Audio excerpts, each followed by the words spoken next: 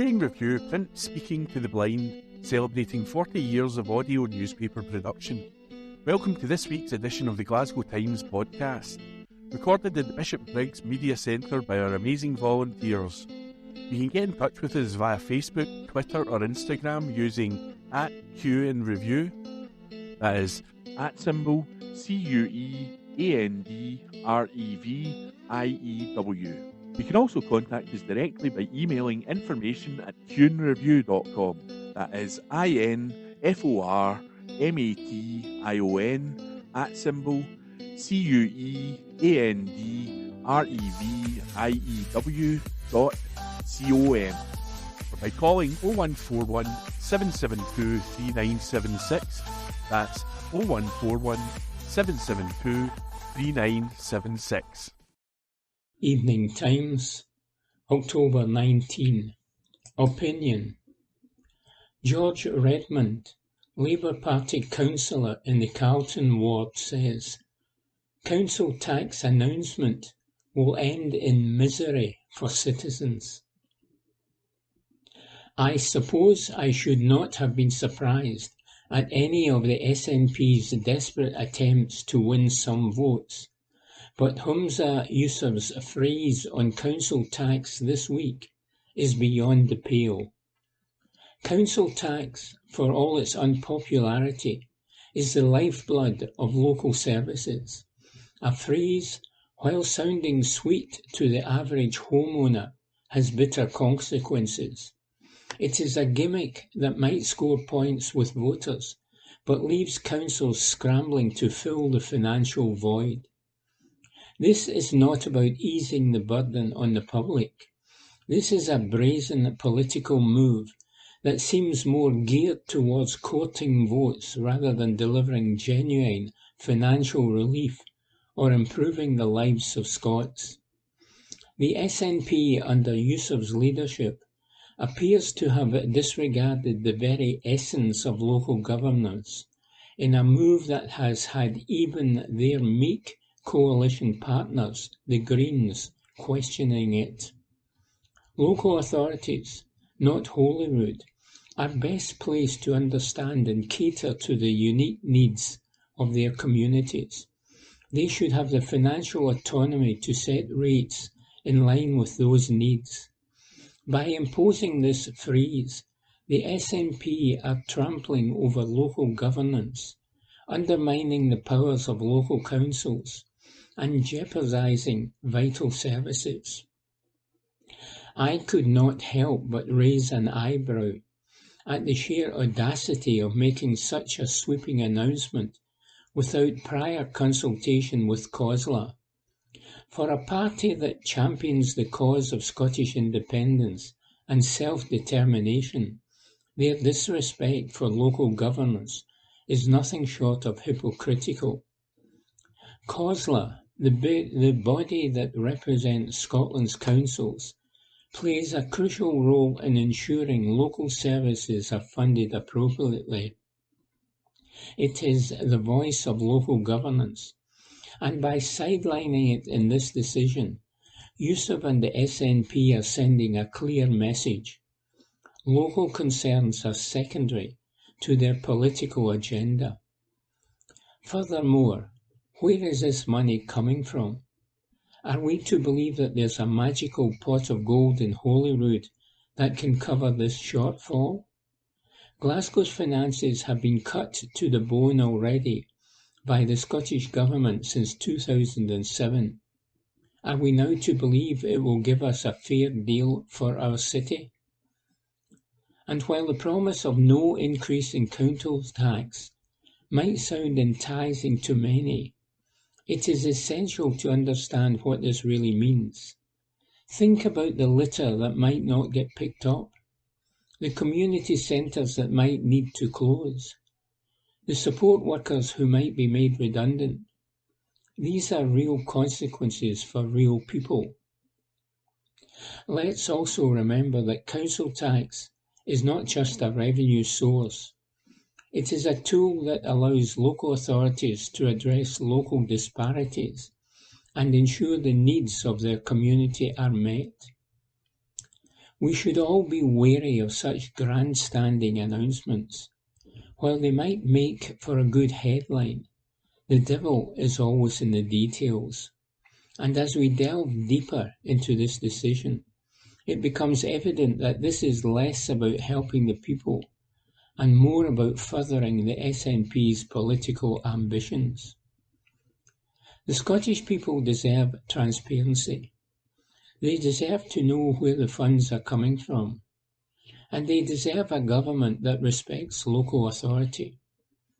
We can only hope that, in the coming days, Yusuf and his team will provide the clarity and reassurances that the public so desperately needs. In the meantime, we must continue to ask the hard questions. After all, it's not just our money at stake. It's the very fabric of our local communities and the city, says George Redmond, Labour Party councillor in the Carlton ward. Evening Times, October 20. Stuart Patterson asks, Humza Yousaf's council tax freeze, a blessing or a curse? Council tax is again this week a hot political issue. Humza Yousaf, the First Minister, announced that bills would be frozen next year. There was already a freeze in place previously from 2007 that lasted for 10 years. In Glasgow it was 1 year longer, as the then Labour-run council under Stephen Purcell put in place a freeze in 2006. The idea was that the Scottish Government compensated for any rise and gave councils a share of a dedicated pot of cash if they agreed not to impose a rise. A similar type of deal is being talked about for next year. Over that same period, however, council budgets were cut dramatically. In Glasgow, year after year, city treasurers of Labour, then the SNP, have worked with officials in the finance department to come up with balanced budgets that meant cuts totalling hundreds of millions of pounds over a decade or so. Far and away, the biggest contribution to the council budget is what it gets from the government, so household bills will be frozen. The First Minister's announcement will be welcomed by many people who are already struggling with increased rent and rising mortgage rates, gas and electric bills, shopping that seems to go up with every trip to the supermarket, and rising costs of petrol and insurance for those who run a car. But are there other implications? Financial experts have estimated that councils, even if they jacked up council tax by 5% next year, would still be facing a massive shortfall that would require difficult cuts. If the suggested 3% funding figure turns out to be the case, then any council that was planning on raising council tax by more than that will lose out. Last year, Glasgow increased its tax by 5%. The bottom line is simple. Either councils are given or raise enough money to fund the services they deliver, or those services get cut. And we are at the point where if cuts are going to continue to be required, then it seems reasonable to expect some services will be axed altogether. The Scottish Government says it has funded local government with an extra £376 million last year, or 3% more. Even so, councils still had to make service cuts of millions of pounds. There are, as with any policy announcement on tax, questions about the motivations of the decision. Is it a political strategy designed to bolster support for a new First Minister and a party that has recently lost a crucial by-election ahead of a general election year? Or is it a genuine attempt by a new First Minister to recognise the cost of living crisis and freeze one of the few bills his government has some power over. The announcement has similarities with 2007, when John Swinney announced the first freeze. It was initially to be a stopgap before the council tax was supposed to be replaced with a local income tax, and then was continued in response to households feeling the squeeze after the recession following the financial crash. If it is a political move, then who benefits most? Households in the higher bands E to H stand to gain the most. They were expecting to be hit with a bigger rise next year, from 12% up to 22.5%. So the top band will save £750 a year now that the idea has been scrapped. At the other end, while any saving is welcome, many, but not all people in the lowest bands already get a council tax reduction. So it is argued it benefits people on middle and higher incomes more than lower earnings. The timing of the latest announcement has raised questions. It was revealed at a party conference and just days after a top-level party summit to dissect the by-election defeat. On the one hand, many households will breathe a sigh of relief that at least one bill will not go up next April. On the other, unless it is funded sufficiently, it could leave councils with yet another gap to plug, and the same people spared the rise could see an increase in other charges or a cut in services they either enjoy or depend on. One way or another, council services need to be paid for, and one way or another, it is the people who will pay for them, says Stuart Patterson, political correspondent. Evening Times, October 19. Lifestyle. Glasgow composer of Love Actually to release new version. Report by Rebecca Newlands. A Glasgow composer will release a new, fuller version of the iconic Love Actually soundtrack he scored 2 decades ago. Craig Armstrong composed the cues for the hit 2003 Richard Curtis romantic comedy, starring an ensemble cast including Alan Rickman, Bill Nighy, Emma Thompson, Hugh Grant, and Colin Firth. The BAFTA and Grammy-winning composer has an impressive catalogue of film scores, including The Great Gatsby, Moulin Rouge, Elizabeth, The Golden Age, Far From the Madding Crowd, Snowden, and Ray. The songs, which came together in this Glasgow studio, would become a central part of the film's enduring success and appeal, and now Armstrong has returned to them to deliver a new project. Love Actually, the love themes for orchestra, is a new album of 15 songs from the original score, which have been adapted, extended and reworked to celebrate the film's 20th anniversary. Armstrong said, "Getting the chance to work on this film 20 years ago was an exciting and sometimes complex process, as quite a few areas of the film had to be filmed on set. Of course, I had no idea at the time that this film would go on to become so loved, and it is a testament to all the crafts involved in filmmaking that led to it being the success it is today. It also brings to life Armstrong's long-held desire to release full versions of his cues, as they were often cut down due to the nature of film editing.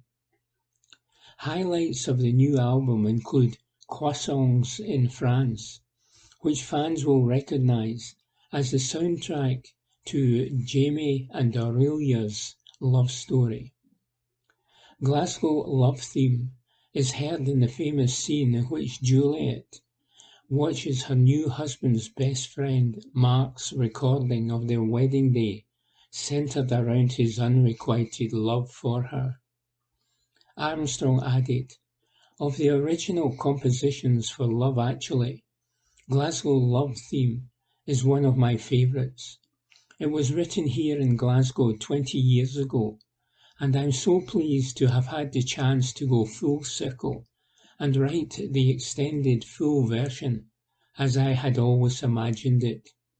My thanks go out to all the musicians involved in making the Love Actually score so loved.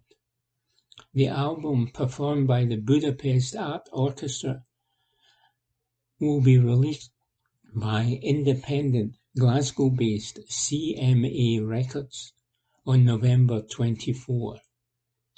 Report by Rebecca Newlands. Evening Times, October 19. Lifestyle.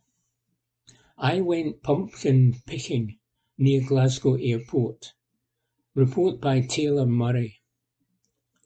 A pumpkin picking patch just metres away from Glasgow Airport could hold the key to Halloween's decoration problems. Located just off the St James interchange in Paisley, East Yonderton Farm opened its doors last weekend for Halloween enthusiasts. On what was a brisk Sunday morning, I got layered up to combat the cold October breeze before heading to Renfrewshire with my partner. Having booked a place in advance over the phone, we arrived at the farm just before 12 p.m, with plenty of parking places to choose from. Decorated with spooky festive gear, such as witches, cobwebs, and even a half-buried skeleton who looked like the cold got to them. The farm really did capture the Halloween mood. Upon entering the patch, a staff member with a quad bike and trailer to help with your load gave us 2 bags to put our selections in, along with a wheelbarrow if needed. We were spoiled with choice when it came to the sizes of the pumpkins, as we could get ones that would fit in the palm of our hand, or ones that would require a lift back to the car. And one thing that we loved to see was the selection of different colours of pumpkins. You could choose whatever tickles your fancy, whether that be the standard bright orange, or ice-cold white, or even oddly coloured green ones. In terms of prices, unlike some places we have visited at this time of year, East Yonderton Farm offers you £1.25 per kilogram, which we agreed was much fairer than going with the size of the pumpkin on a scale of small, medium and large. Felt like you were getting more bang for your pumpkin. On the way out, or depending on the order you wanted to do it, there was an option to dig up potatoes that would be great for your dinner. Also, beside the potato farm were some photo opportunities with a tractor that we felt we had to take advantage of, as well as some hay bales and a scarecrow. At the pay point, we had the option to wash our pumpkins if we wished, as some wipes to clear the dirt of your shoes or boots. After picking up 4 pumpkins, for what seemed like an hour of looking for the perfect one, the final price came just above £17, with an extra £3 added on top for a bag of 5 kilogram for some pre-picked potatoes and £2 for parking, totalling £22. For a place so close to the airport and 15 minutes away from Glasgow city centre and easily accessible, It was an experience that was really enjoyable, and we would be eager to return again before Halloween is out, says Taylor Murray. Evening Times, October 19. Lifestyle.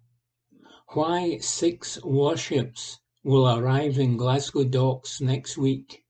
Report by Kirsty Fearick. 6 warships will arrive in Glasgow next week as the city hosts part of a major military exercise. Exercise Joint Warrior will see vessels from Belgium, Holland, Germany and Poland arrive at King George V's docks to train together in a safe but realistic environment. The scenario of the exercise will mirror a broad range of crisis and conflict situations which could realistically be experienced in real-world operations. The project will be launched on Sunday until Thursday, November 2, with several of the participating vessels departing from Glasgow. 1 German and 1 French vessel will also be stopping in at Hunstanton before joining the exercise. 10 nations will take part, bringing up to 19 warships and submarines, 20 aircraft, and around 2,000 military personnel to military ranges across the country and to maritime exercise areas off the northwest coast of Scotland and the North Sea. Participating nations this time include Belgium, Canada, Denmark, France, Germany, Italy, the Netherlands, Poland, the United Kingdom, and the United States. The exercise, which takes place twice a year in the spring and autumn, is designed, planned and delivered by the Joint Tactical Exercise Planning Staff, JTEPS, at His Majesty's Naval Base, Portsmouth. A command and control centre will be set up there to monitor all exercise activity. A total of 20 aircraft will take part in the exercise, with some of them operating from RAF Lossiemouth, Prestwick Airport, previously HMS Gannet, and Stornoway Airport. Cape Wrath Weapons Range, including Garvey Island, in the north of Scotland, being used for joint firing activity. Mine counter-measures vessels will also be operating in Loch Ewe, Loch Gairloch, Grunard Bay, and the outer approaches to Ullapool. GPS denial operations off the west coast of Scotland, including the North Minches and Loch Ewe. The operations will be conducted at limited periods each day, and the relevant authorities, especially maritime and aviation, have been involved in the planning process and relevant safeguards have been put in place. Exercise Joint Warrior is linked directly with the NATO Military Training Exercise Programme and brings together all 3 UK Armed Forces, the Royal Navy, Army and Royal Air Force, along with other participating countries, to provide high-quality training opportunities and improve joint operations between the UK and its allies. Report by Kirsty Fearick. From the Glasgow Times, Friday the 20th of October, from the news section, Council tax freeze will be welcome if properly funded, by Stuart Patterson.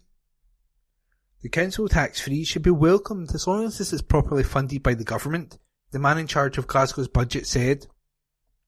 Humza Yousaf announced the freeze earlier this week, and Richard Bell, City Treasurer, said it caught him, like others, by surprise.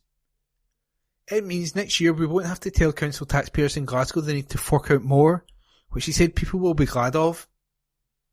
However, he struck a note of caution that once the details are ironed out, it must mean it is properly fully funded and doesn't leave the council short to change the following year. Councillor Bell told the Glasgow Times, Is it all the money to cover whatever council tax rise we thought we would have? Is it a one-off payment, or will it be included every year? He explained if it is a one-off, never to be repeated, payment, then it only means a cut the following year, when the cash goes back to what it was. He added, then, it depends on how much is the settlement. Will the Scottish Government just balance it by giving less money to the local government settlement?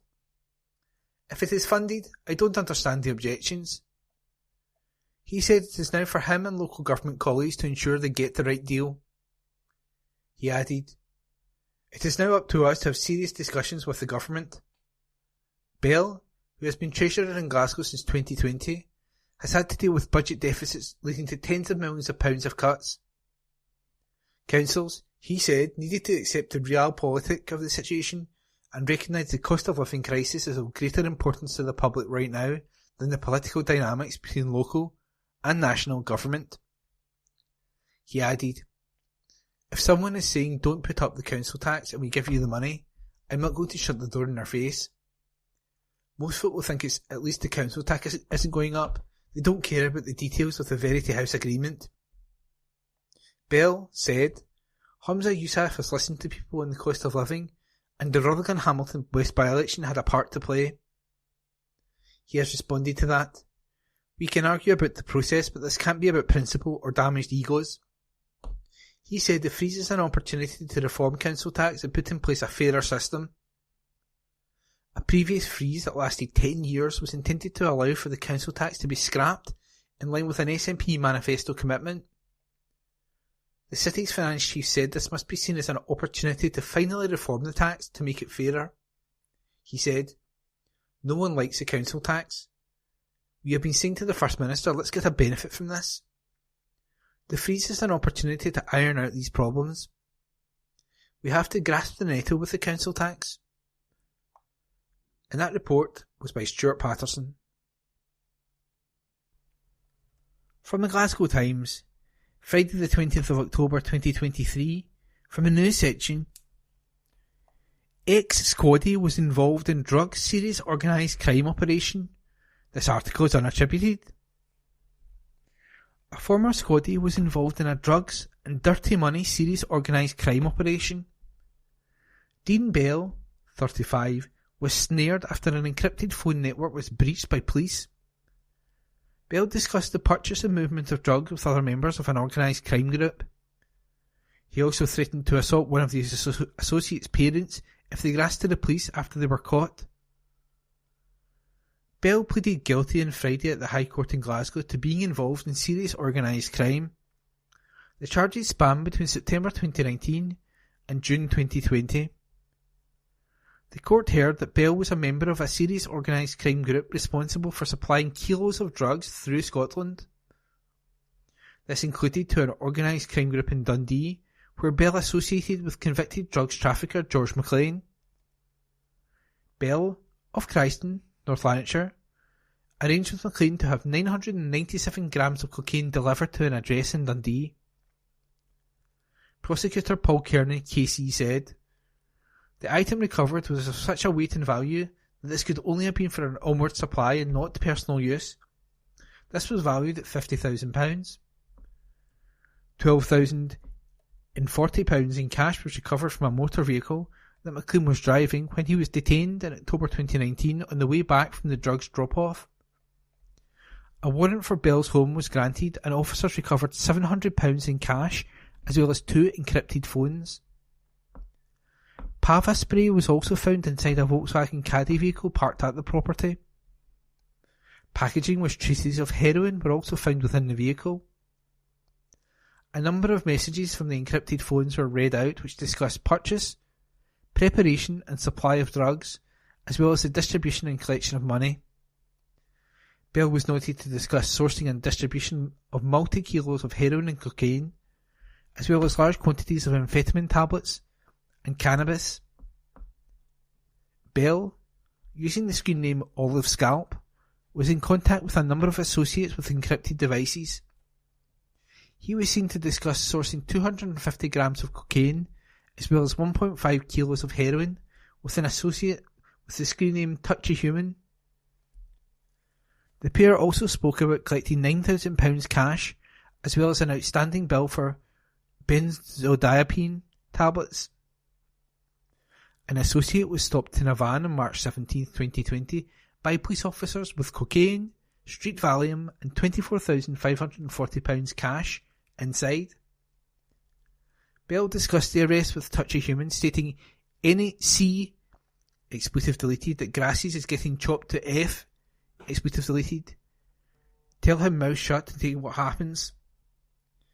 It is what is man up and take it in the chin. It's only money, nothing serious, but they need to watch, they will come 100%. Tell him he mentions my name, I will maim him for life and slash his man da." John Scullion, KC, defending, told the court that Bell had managed to leave the crime group for employment before being caught. He said, "He served in the army for a number of years and has a significant employment history. He became involved in the organised crime group, which resulted in these offences. These matters were uncovered following from analysis of the data recovered during Operation Kinetic, which is why the dates are of some age. Sentence was deferred pending background reports until next month by Judge Lord Armstrong, who remanded Bell in custody meantime." And that article was by a court reporter. From the Glasgow Times, Friday the 20th of October, from the news section. Family of hit-and-run victims saddened by killer's short jail term. Article by Lauren Brownlee and Dave Finlay. The devastated family of a man who died after a hit-and-run in Glasgow has revealed they are saddened by the punishment handed to his killer. We previously reported that learner driver Ali Zafar struck Derek Blackshaw, 46, at a Morrison's car park in Cardonald on October the 1st, 2021, when he was aged 17. Now 19, Zafar was sentenced to 4 years in jail at the High Court in Edinburgh today. Judge John McCormick told him he would have faced a 6-year jail term, but it would be reduced to take account of his guilty plea. The judge banned Zafar for driving from 8 years and ordered that he must pass an extended test before holding a driving licence in future. A statement from Mr. Blatshaw's family, released through lawyers Digby Brown, said, "While no sentence could ever reflect the loss of Derek or our pain, we still feel saddened by the final outcome and the relatively short length of time that the driver will likely spend behind bars. Derek was wholesome, honourable and adored, and the loss of such a man is felt by more than his family and friends. It is also felt by the wider community, which is enhanced through his work, time and desire to help others. Any bereaved family who has endured the criminal justice system will tell you there is no such thing as closure. There is only an end to paperwork and proceedings. So, our only comfort is the knowledge that this painful process has stopped and we can now move forward with the same dignity and strength as Derek would have done." In court on Friday, the judge said no sentence would reflect the loss or grief suffered by Mr. Blatshaw's family. He told Zafar that a custodial sentence was required and added, "It is necessary to punish you, to seek to deter you and others from driving in such a dangerous manner and, of course, to protect the public." The judge pointed out that the aggregating features included Zafar, of Calf Hill Road, driving at speed in the car park and failing to stop to alert the authorities after the collision. He held a provisional licence at the time and was travelling at an average speed of 32 miles per hour. Mr. Blackshaw had attended the funeral of a family friend earlier in the day and, after visiting a snooker club, was taking a shortcut home when he was struck and killed. Zafar said to a passenger in the car that he had just hit a guy before driving away from the scene. The court previously heard that the teenager had asked if he could borrow a colleague's car keys to listen to music in the vehicle. Mooney and Liam agreed on the condition that he did not move the car, but Zafar drove along Paisley Road West before turning into the car park. After the incident, he drove back to a takeaway and told the owner of the car what had occurred. He also told them not to contact the emergency services. Mr. Naeem thought it was a joke at first until he saw the damage to the vehicle. He contacted 999 before going to the scene and attempting CPR on the victim. Defence Counsel Duncan McPhee said the first offender Zafar was remorseful and wished to apologise to the bereaved family. He lodged a letter with the court from the mosque Zafar attended and said the teenager did charity work. And that article was by Lauren Brownlee and Dave Finlay. From the Glasgow Times, Friday the 20th of October, from the news section. Glasgow Church faces closure due to a period of change. Article by Nicole Mitchell. A Southside church faces closure in 2027 as the Church of Scotland goes through a monumental period of change. St James Paulet Parish Church could be sold as the Presbytery of Glasgow refused the ownership of its buildings due to fewer resources. Reverend Dr Grant Barclay, Presbytery Clerk of the Presbytery of Glasgow, says, while the intention is to release the building, there are no imminent plans to close the church, which is located in Meiklerig Crescent. He said, the church is currently going through a monumental period of change as it works out how best to share the good news of Jesus Christ with fewer resources. As such, the Presbytery of Glasgow, along with all others in Scotland, is currently reviewing the ownership of its buildings.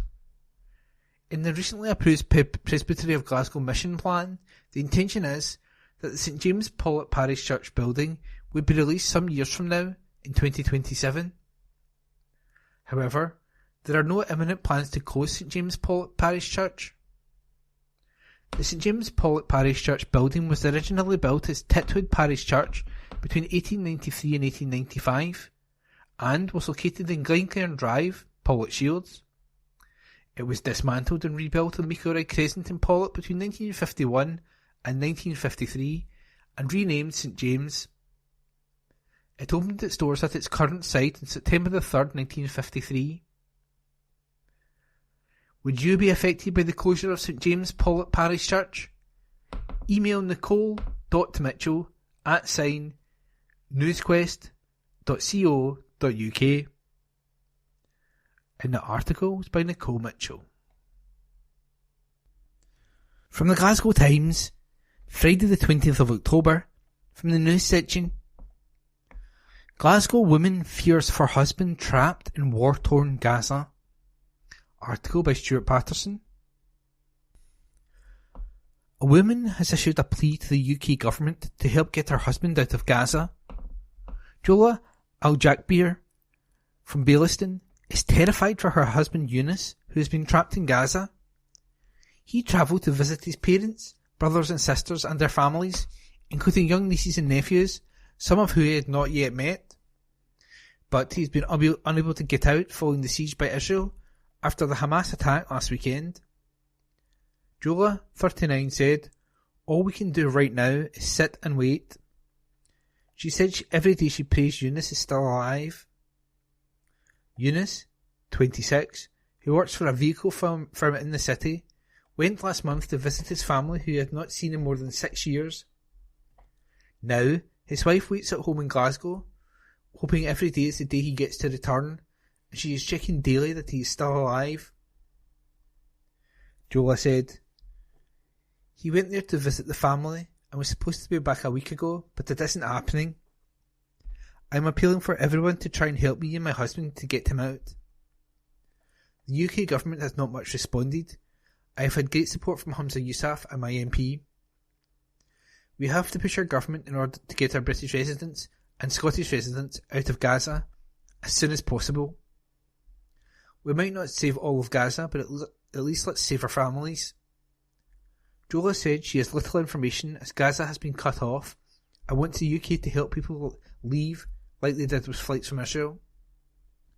She said, as the UK government evacuated British residents from Israel, they left our loved ones behind in a perilous situation, a situation that has left us in a state of constant worry and fear.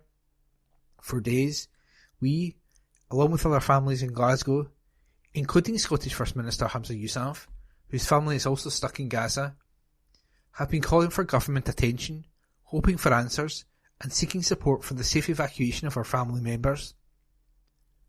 We wake up every morning, checking the civil register, praying our loved ones are still alive amidst the chaos and uncertainty that is Gaza. We are left in the dark, relying on unofficial sources like Telegram to find out what is happening in the war-torn Gaza Strip. Israel has severed all essential services to Gaza, leaving our family members cut off from the world, hungry and scared, adding to the urgency of our plea. And that article was by Stuart Patterson. From the Glasgow Times, Friday the 20th of October, from the news section, hundreds of Scottish water workers vote to strike over pay dispute. Article by Lauren Brownlee. Hundreds of Scottish water workers have voted for strike action in a dispute over pay. 78% of Unison's 1,100 members voted in favour of the industrial action. The union claims the publicly owned utility is tying their cost of living pay offer to a new pay and grading structure, and that the bosses have been withholding information from trade unions. Emma Phillips, Unison regional organiser, said, "It seems that Scottish Government's fair work and equality commitments don't matter in our biggest and most precious public asset. There is a feeling amongst members that Scottish water bosses are behaving like Victoria mill owners, and this overwhelming vote for strike action is a reflection of how staff feel they are being treated. We met with ACAS on October 16th in an attempt to resolve matters. Unfortunately, there was no positive progress made. We remain committed to resolving this dispute and have a further meeting earlier next week. However, we are clear this is make or break. Unison and the other unions want to negotiate a new pay and grading structure with Scottish Water, but this is a complex process that relies on accurate data. It is not going to be resolved quickly, and these discussions need to be separated from any cost of living pay offer. The key workers at Scottish Water need their overdue cost of living pay rise now." Scottish Water has been contacted for comment, and that article was written by Lauren Brownlee. From the Glasgow Times, Friday the 20th of October, from the news section, investigation launched after Glasgow East End home break-in. Report by Taylor Murray. An investigation has been launched by police after a break-in at a home in Glasgow's East End. Officers attended a property on Meadow Park Street in Denniston on Thursday evening around 5:45 p.m. after report of a break-in. It is not known the extent of the break-in or if there were any connections to the incident. However, inquiries are ongoing by the force. When contacted for comment, a spokesperson from Police Scotland said, "Police were called around 5:45 p.m. on Thursday 19th of October to a report of a break-in in Meadow Park Street. Inquiries are ongoing." And that report was by Taylor Murray. This is from the Glasgow Times on Monday the 23rd of October 2023, from the news section. Charity founder not fazed by enormous £300,000 task of restoring Hall. This exclusive article is written by Tom Grant. The founder of an old Kilpatrick food bank admits she was left in stunned silence when she realised just how big the job of redeveloping the Napier Hall is. Maureen Cummings and her old Kilpatrick food parcels, OKFP charity, took lease of the ageing building on October the 1st, with plans to relocate her community hub on Station Road there, and then open it up to locals once she had spent some time modernising it. But she insists she wasn't ready for what she claims she discovered when she entered the hall with rotting walls, unsafe electric wiring, damp and unkempt toilets, just some of the problems she encountered. Now Maureen explained she isn't fazed by the task at hand and revealed work has already begun to bring the building into the 21st century. Speaking to the Glasgow Times, she said, "When we submitted our bid to lease the Napier Hall, we knew there would be a lot of work involved. However, it was not until we took possession of the keys on October the 1st that we realised the enormity of the job ahead." There was a stunned silence as our management committee walked from room to room, seeing first-hand the overall condition of the building. We could not have ever imagined it to be in such a poor state of repair, However, it did not faze us. I am now project managing the site and the multiple trades that are helping us to rebuild this fantastic building. Every day brings its challenges, of course, but there is progress at the end of each shift. Maureen and her volunteers plan to continue the work of helping the most vulnerable in the community with food, toiletries and social events, just as she's been doing at Station Road since she started the group in the middle of the COVID-19 pandemic. However, with early estimates quoting around £300,000 to restore and upgrade the original building, together with the planned extension of OKFP's HQ, Maureen explained she is committed to restoring the Napier Hall to its former glory, with funding applications submitted and several investors already secured and committed to the exciting project. Maureen finished, "The team of contractors, funders, investors, volunteers and staff we have are totally committed to restoring our community hall. It's time to put a lot of TLC back into a building that has given so many memories to local families over the years." That article was written by Tom Grant. This is from the Glasgow Times on Monday the 23rd of October 2023 from the news section. Glasgow parents plead with council for safer school transport. This exclusive article is written by Marissa McWhirter. A long and dangerous walk to school has prompted a group of determined parents to campaign for safer transport for their children. Rob Royston youngsters joined in with parents at an organised walk from the local Asda to Catchment School Smithycroft Secondary on Thursday, that's October the 19th, night. Snaking along busy roads and poorly lit streets, this trek takes over an hour and includes cutting through a hazardous graveyard and crossing several risky crossings. One prospective Smithycroft student who took part in the walk, which left the supermarket around 6 p.m, said that she didn't feel safe and was worried the long distance to and from school would leave her tired and impact her learning. Alana Muir, a mum whose son will be going to Smithycroft, claimed the only suitable bus was the First Bus 8 service, which is often too full to pick up passengers during the early morning rush hour, as hundreds of pupils head to school. The NHS nurse added, "The buses are overflowing. There's one number 8 bus that goes to Smithycroft. It's used by people that are going to the forge or to work.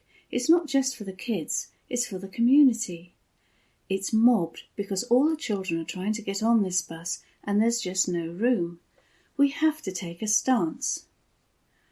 For students to walk the shortest distance, they must pass through Ridley Park Cemetery, which is poorly lit and precarious. At the gates of the cemetery is a health and safety notice, warning the public that memorials have the potential to cause harm due to their size, weight and condition. The sign also warns parents that children should be accompanied by an adult when entering the cemetery. The spokesperson for the council said that road safety officers had walked several routes from various addresses to assess the options and deemed them all suitable. They added, "However, it is ultimately a parent or carer's decision if they want to accompany their child to and from secondary school." Alana said, "We have to make sure our kids are safe because the safety of our children is our top priority. None of us have an issue with Smithycroft itself, it's just how these kids are going to get there. We've been asking the council and they keep coming back with the same answer, that it's safe for the kids to walk. We're talking about 11-year-old kids that are going into first year. I feel unsafe walking around the route myself. Is it going to take a child to get hurt for something to be done?" During the organised school walk, the cemetery was flooded and the families were forced to take a longer diversion. Several junctions encountered by the group were populated by speeding cars and poor visibility.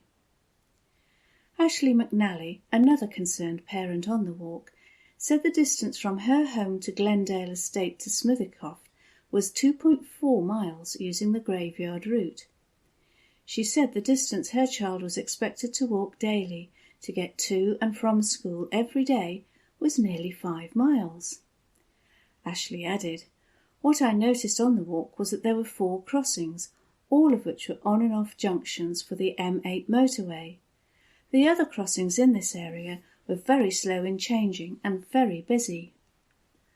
The council is required to provide home-to-school transport via a free bus pass for distances over 2.2 miles from the catchment school, and the distance is measured by the shortest suitable walking route.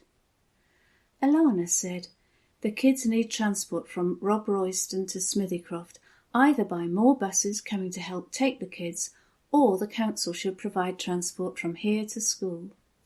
If that's where they want the kids to go, they need to provide a service that gets them there safely." In response to the Glasgow Times request for comment, a spokesperson for the council said, "Officers across the council have been working with families who have raised these concerns, and we will continue to look at ways in which we can offer reassurance and assistance. We will also be contacting First Bus to see if they are able to use a double-decker bus to address crowding on the routes in this area, as all young people are entitled to free bus travel with their NEC pass." A spokesperson for First Glasgow said, "Our Service 8 buses operate on a 30-minute frequency, and we are not aware of any issues with school students being unable to board or complaints from customers. We have also reviewed passenger data and are not aware of any problems with capacity. We will continue to monitor demand on the service and review the need for any adjustments that may be necessary." That article was written by Marissa McWhirter. This is from the Glasgow Times on Monday the 23rd of October 2023, from the news section. Met Office issues yellow warning for ice in Lanarkshire. This article is written by Rebecca Newlands. Icy conditions are set to take over the start of the week, as a weather warning has been issued. The Met Office has issued a yellow warning for ice, affecting most of North and South Lanarkshire. This will come into effect from 9 p.m. on Sunday, October the 22nd, and last until 9 a.m. on Monday, October the 23rd. Temperatures will drop, with an average of 3 degrees. The Met Office warns we can expect some icy patches on some untreated roads, pavements and cycle paths. We must also be aware of sustaining injuries from slips and falls on icy surfaces. Tips for staying safe on ice. Icy weather can cause delays and make driving conditions dangerous.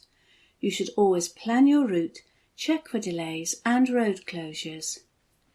Before you set off, check your wipers, tyres and screen wash. Pack essentials in your car: warm clothing, food, drink, blanket, torch, in-car phone charger, and make sure your phone is fully charged. It is safer not to drive in icy conditions, but if you absolutely must drive, keep yourself and others safe by looking well ahead for potential hazards and keeping your speed down. Accelerating, braking, steering and changing gear as smoothly as possible will reduce the risk of skidding on ice. Using a higher gear may be more appropriate to help grip on packed ice and helps manage engine power, making it easier to find traction. If you're walking or cycling, plan to leave the house 5 minutes earlier than normal. Not needing to rush reduces your risk of accidents, slips and falls. If you need to make a journey on foot or by bike, try to use pavements along main roads, which are likely to be less slippery. Take extra care when walking on untreated pavements and prepare for journeys by wearing footwear with a good grip. Where possible, do not cycle on untreated roads as accidents are more likely. Look out for elderly relatives or neighbours by making sure they are well, they have enough supplies in case they cannot go out, and offer to clear their paths and spread some salt. That article was written by Rebecca Newlands. This is from the Glasgow Times on Monday the 23rd of October 2023, from the news section.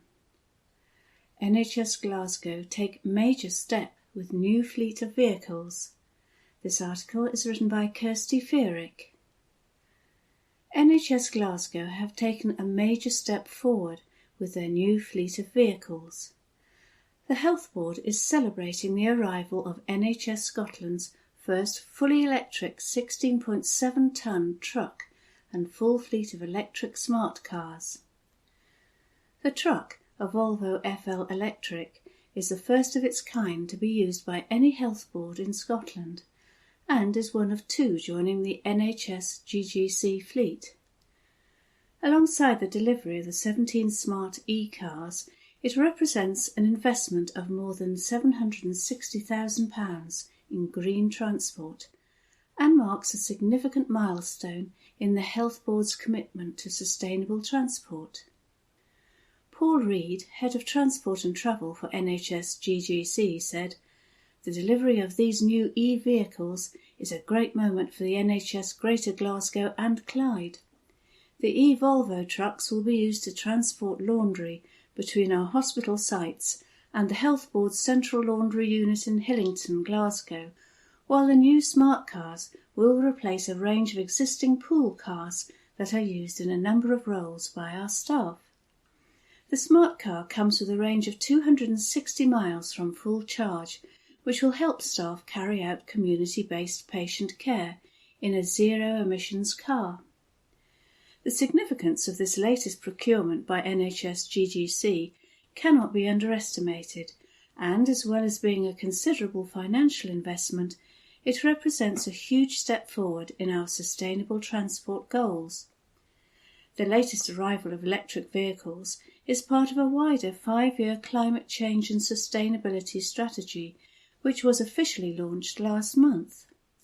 The strategy, which was endorsed by the Board of NHS Greater Glasgow and Clyde last month, sets out in detail its plans to tackle the climate emergency. The strategy will be reviewed every 5 years, so that it can evolve to reflect NHS GGC's progress and changing national and international priorities.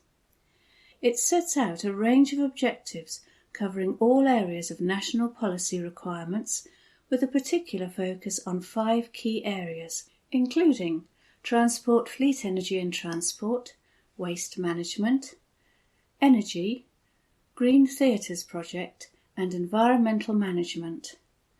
Martin Johnston, Head of Sustainability at NHS Greater Glasgow and Clyde, said, "Sustainability is already central to a huge amount of work we do here at NHS GGC, and we have made real strides towards our net zero targets and wider environmental goals.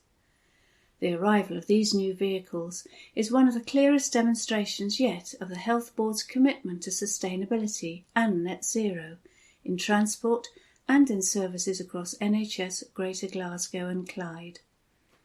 That article was written by Kirsty Fearick. This is from the Glasgow Times on Monday the 23rd of October 2023, from the Lifestyle section. Romania rescue escapes death twice, thanks to Glasgow couple. This article is written by Kirsty Fearick. An adorable pup rescued from death in Romania needed his life saved a second time when he was struck down by a deadly rare disease. Flynn, a crossbreed, was on the verge of being put down after he was found roaming the streets in Bucharest with no one to take him in. Luckily, a kind-hearted couple from Glasgow spotted his photo on a dog rescue charity's website and fell for him immediately. Ciara McCormack and Conor McGovern had been settling him into his new domesticated life when he then sadly became seriously ill. He stopped eating and seemed unsettled and lethargic, then began shaking uncontrollably and drooling. As Flynn's condition visibly worsened, he was rushed to the vet's now 24-hour pet emergency hospital in Charing Cross, Glasgow. They diagnosed 3-year-old Flynn with life-threatening Addison's disease, a rare condition caused by a lack of steroids in the body. Ciara said, "It was really distressing to see Flynn so ill, especially when you think of everything he must have been through as a stray in Romania, when street dogs end up being put down because there's no home for them, and then starting a new life here in Scotland. We adopted him in March last year, and it took a while, obviously, for him to adjust, given the totally different surroundings. Then this happened in August, just when it felt like he had really settled. We could see it was very serious, and if we hadn't got him help straight away, like we did, then we would have lost him, which is just an unbearable thought. Since he came into our lives, he's been a part of our family and has brought us so much joy. We just couldn't imagine life without him. We can't thank Vets Now enough for looking after Flynn. We were so anxious, but they did a really good job of keeping us updated with multiple phone calls each day." Deputy Lead Emergency Vet at Vets Now Glasgow, Nicole Laws, who led Flynn's care, said, "Flynn really was very poorly indeed when he came in. His sodium level was the lowest I've ever seen in 20 years of practice. Flynn was a lovely patient and very affectionate, and quickly became a favourite with all the team. Seeing him bounce back and ready to go home brought great joy to us all, especially given his background as a rescue dog. Ciara and Connor did completely the right thing seeking help so promptly. Every minute matters in an emergency situation like this, and if they delayed by even a few hours, then we may well have been looking at a very different outcome indeed." Flynn is now back to his normal high spirits, giving not one but 2 paws every time he's asked, and chasing after squirrels in the park.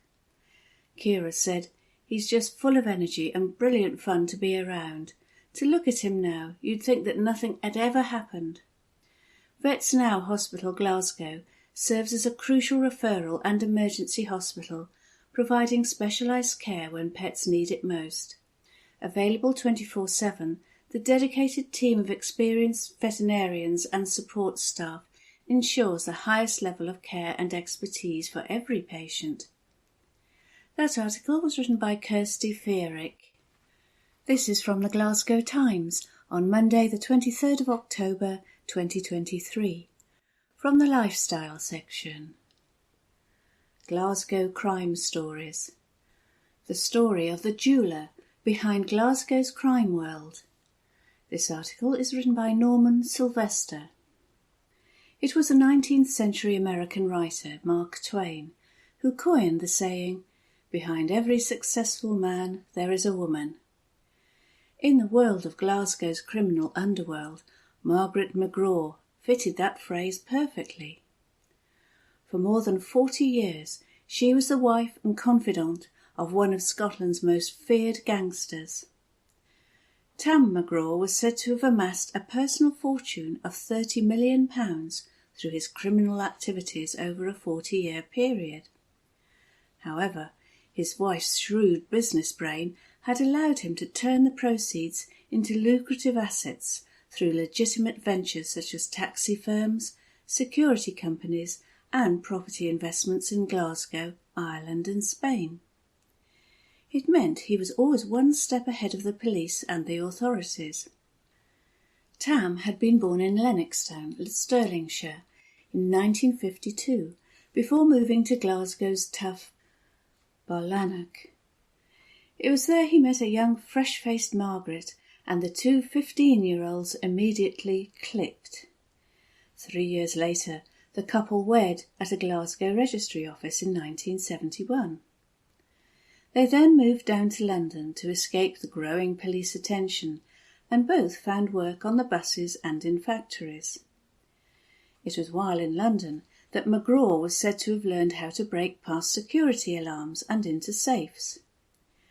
McGraw then returned to Glasgow, where he set up the notorious Barlanach team, who carried out a series of post office robberies across Scotland, using McGraw's newfound skills. All the members lived or came from that one Glasgow housing estate, including a male member of Margaret's family. There were also break-ins to off-sales, warehouses and shops, with high-value thefts of anything from sweets to whisky. Margaret would always make sure McGraw had taken off his clothes before he entered the house, so they could be washed or destroyed to remove any traces of evidence. In the early 1980s, McGraw, on the advice of Margaret, began to focus on other interests, including ice cream vans, which were an increasingly lucrative business in Glasgow's sprawling housing estates. The vans could legitimately make £200 profit a week, £700 now, selling food, soft drinks, sweets and cigarettes on top of the traditional cones and wafers. However, for criminals, they also provided a means for selling stolen goods, drugs and laundering money. In the early 1980s, the couple became embroiled in the city's notorious ice cream wars. The conflict between traders had resulted in a series of assaults, shootings and vehicles being vandalised. It culminated in the murder of 6 members of the Doyle family in 1984, when their home was deliberately set on fire. The blaze was started after 18-year-old van driver Andrew Doyle refused to give in to the intimidation.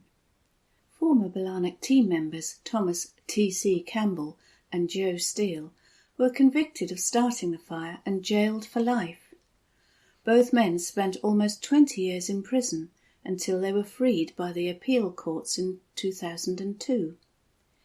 It's been claimed over the years that McGraw was responsible for ordering the hit on the Doyle flat.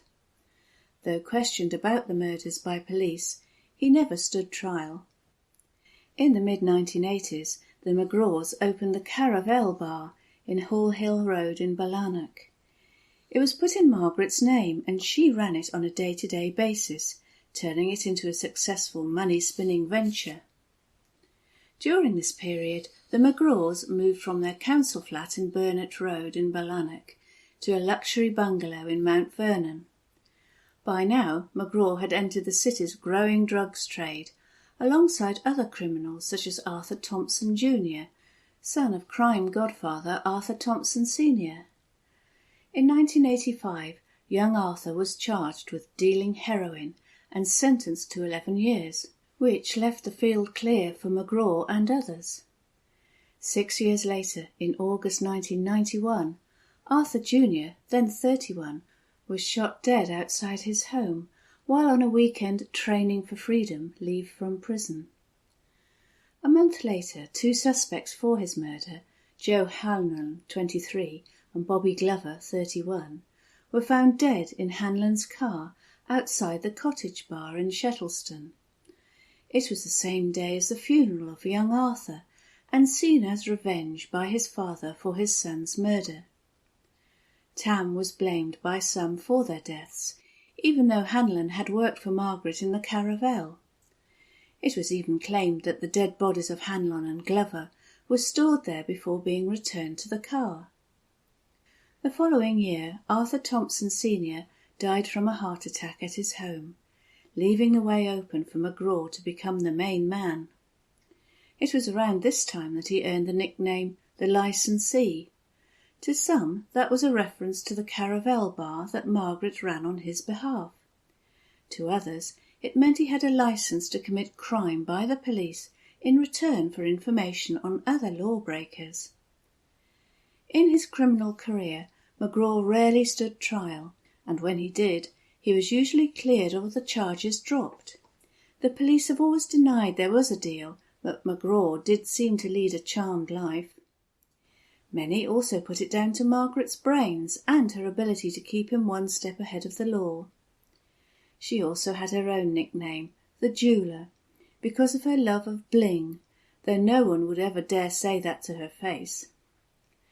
In 1996, the Caravel had ceased trading and was bulldozed to the ground. It was also claimed that the demolition was to hide any forensic evidence of Bobby and Joe 5 years earlier. However, Margaret maintained that the decision to close the doors was a simple business transaction. The couple sold the land to a development company to make way for 22 homes. By the early 2000s, cracks, however, began to appear in McGraw's criminal empire and marriage to Margaret. In a 6-month period between September 2002 and March 2003, 2 of his most trusted associates, Gordon Ross, 37, and Billy McPhee, 38, were murdered. Around this time, McGraw and his wife separated, said to be over his drinking. He decided to take measures to improve his looks and had Botox sessions and his teeth fixed, and the pair were reunited. McGraw even agreed with a suggestion by Margaret that a book could be written about him to counter the claims about him by gangland rivals in their biographies.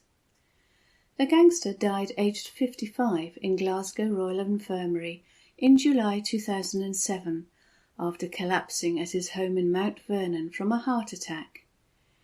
In 2009, Margaret married a friend of her husband, ironically the son of a former police officer, at Bothwell Bridge Hotel in Lanarkshire.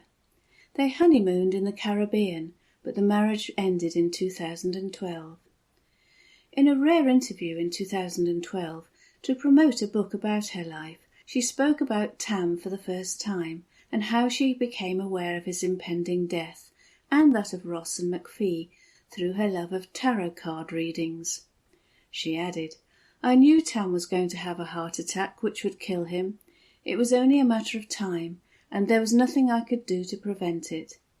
I feel Tam here with me now. He is probably listening to us and saying to himself, 'That's Margaret talking about me.'"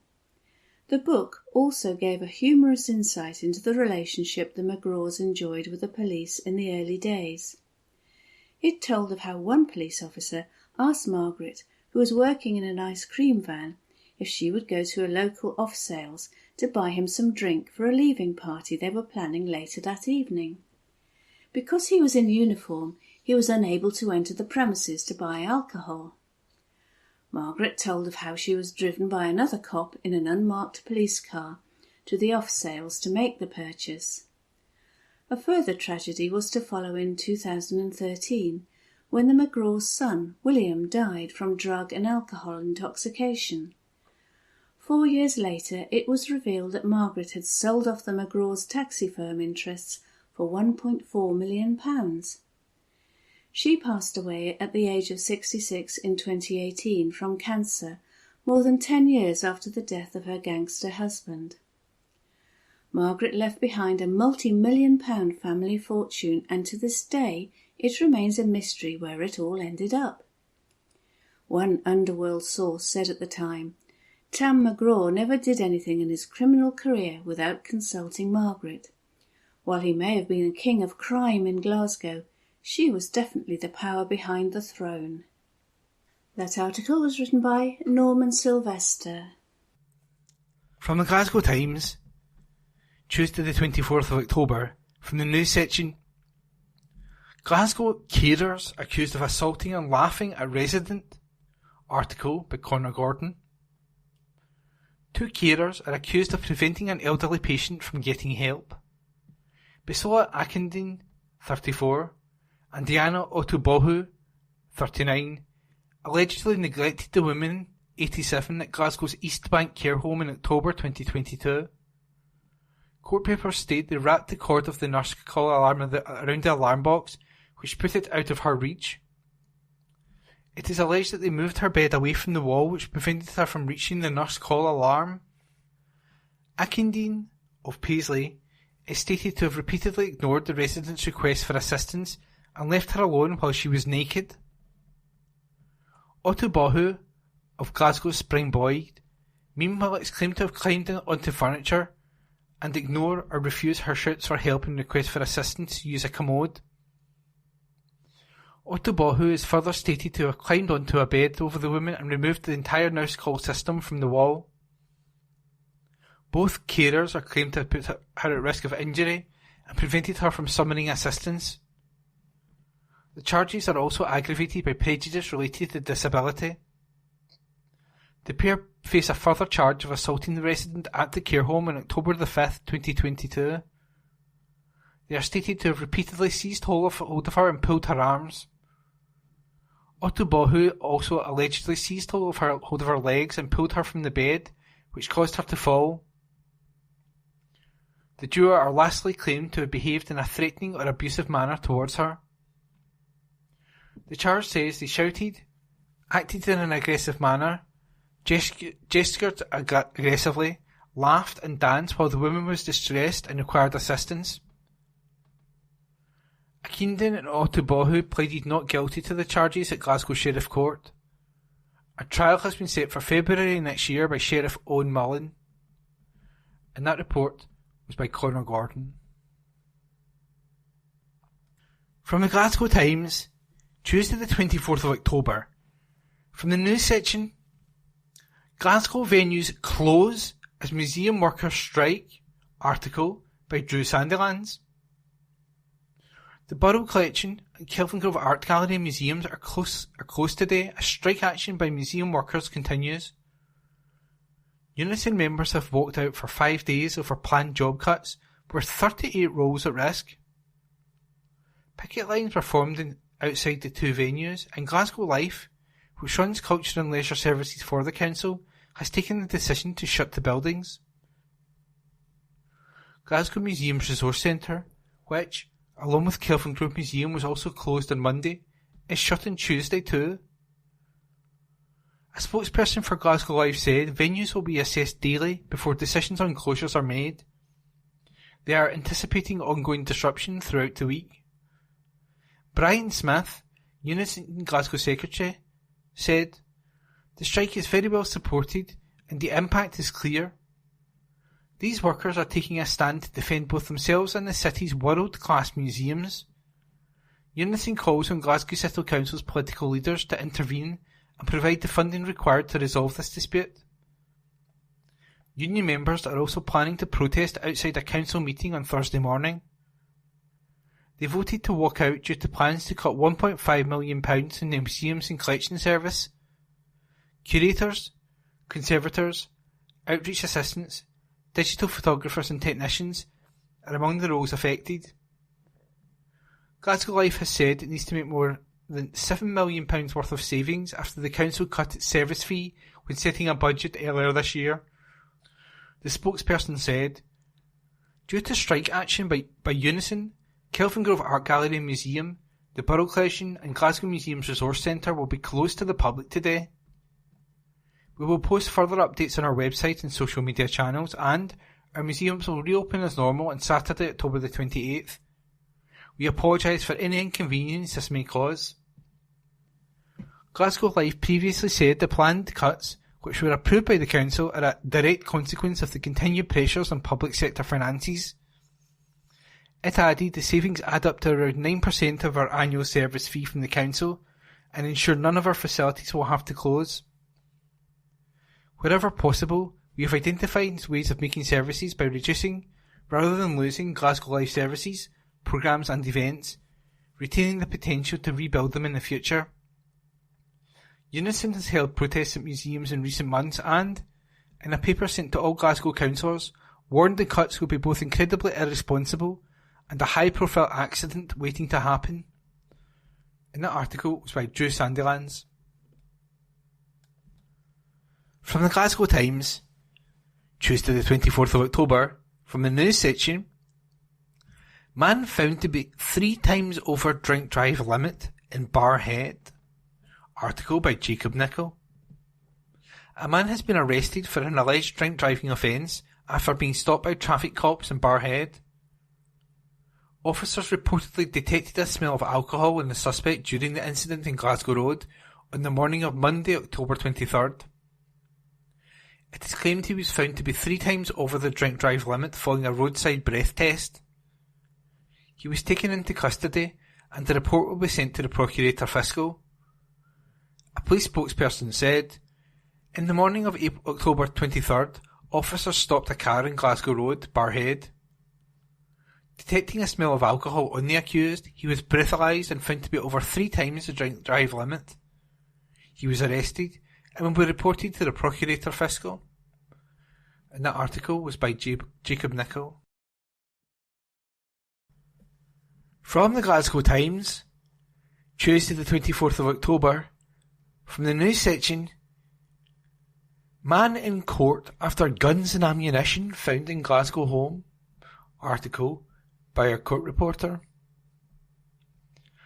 A man has appeared in court charged with firearms offences after guns and ammunition were found at a property in Glasgow. Salvatore Lupi, 38, appeared at Glasgow Sheriff Court but did not enter a plea. He was arrested and charged after a significant amount of guns and ammunition were seized at a property in Maryhill, Glasgow on Friday. Officers from Police Scotland's Organised Crime and Counter-Terrorism Unit, OCCTU, executed a search warrant at a property in Benview Street, Maryhill, around 12:55 p.m. on Friday. During the search, firearms and a quantity of ammunition were recovered. Lupi was charged with 3 offences under the Firearms Act and 1 of misuse of drugs. He did not enter a plea and was remanded in custody. That article was by our court reporter. Evening Times, October 25. Opinion. Susan Aiken, leader of Glasgow City Council, says, "We must fight Tory decision to force people into homelessness." Compassion and empathy have long been Scotland's values when it comes to welcoming asylum seekers and refugees. Nowhere has that been more evident than in Glasgow. For more than 20 years, our communities have hosted many thousands of asylum seekers and refugees. Congolese, Tamil, Kurdish, Eritrean, Afghan, Iranian, Syrian, Ukrainian, and many more. Many have stayed and are Glaswegian now, becoming our friends, neighbours and colleagues. I am very proud that 2 of my SNP colleagues on the council come from refugee communities, Councillor Abdul Bostani and Rosa Salih. It is no small part down to the contribution of those refugee communities that Glasgow is the vibrant, diverse and truly global city that we know today.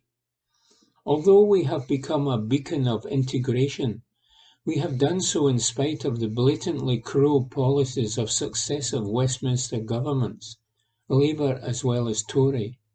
The latest planned assault on the human rights of asylum seekers and refugees might be their worst yet.